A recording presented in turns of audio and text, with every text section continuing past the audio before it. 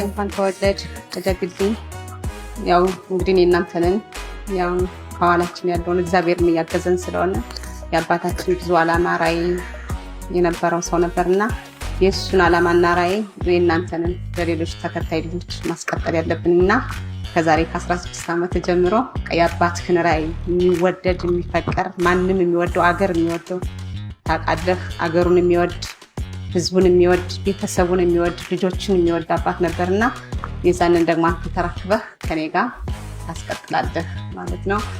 ደግሞ ለዛሬ ዓመት በሰላም ያድርስህ።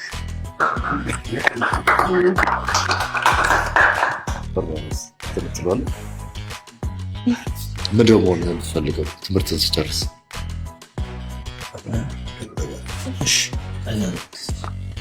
እኔ ትምህርቴን ስጨርስ መሆን የምፈልገው ቢዝነስማን ነው መሆን የምፈልገው። የተለያዩ ሪል ስቴቶችን በማቋቋም እና የህዝቡን የቤት ጥማት ለማርካት የምሰራ ሰው መሆን ነው የምፈልገው።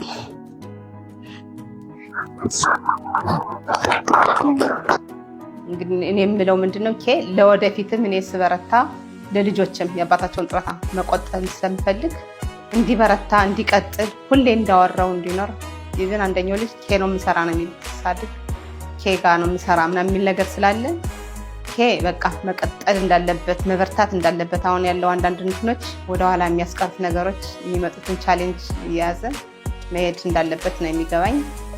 መሆንም ያለበት እንደዛ ስለሆነ ያው እንግዲህ ያደረገልን ነገር በጣም ነው የምናመሰግን። ኢንሹራንስን በጣም ነው የምናመሰግን። ኢንሹራንስ አውቀዋለሁ ከስራዬ ጋር በተያያዘ ሰው ለቅሶ ታውቃላችሁ፣ ለቅሶ ታዝናለህ፣ ታለቅሳለህ። ከሳምንት በኋላ ቤተሰብም ጓደኛም ይሸሻል። መጨረሻ ላይ ግን ኢትዮጵያ መድን ኢንሹራንስ ይደርሳል ለቤተሰብ ካሁን በፊት በስራዬ ማለት ነው። እና ያንን የደረሰበትን ሁኔታ እኛም ይዘን እያደራጀን ልጆችን ህይወታቸውን እንዲቀጥሉ እናደርግ ነበር። በሰው ህይወት ላይ እንደሚደርስ አውቃለሁ የኢትዮጵያ መድን ኢንሹራንስ። ለዛ ነው እኛም ወደ ኬን ጋር ተያይዞ ስናገኘው ደፍረን የገባንበትና እግዚአብሔር ይስጥልኝ ፈጥነው ስለሰሩልኝ።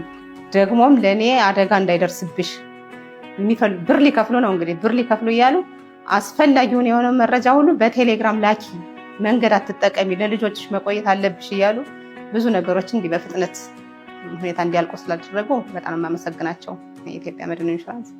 ባለቤቴም ደግሞ ይሄንን አድርጎልኝ ስለሄደ እግዚአብሔር ነፍሱን በአጸደ ገነት ያስቀምጥልኝ፣ ልጆችን የሚያሳድግልኝ የእሱን ራዕይም ለማስቀጠል እግዚአብሔር እንዲረዳኝ ለምነዋለሁ። እንግዲህ ይህን ቤት ሰጥቶና ለቤት ችግር የለብንም።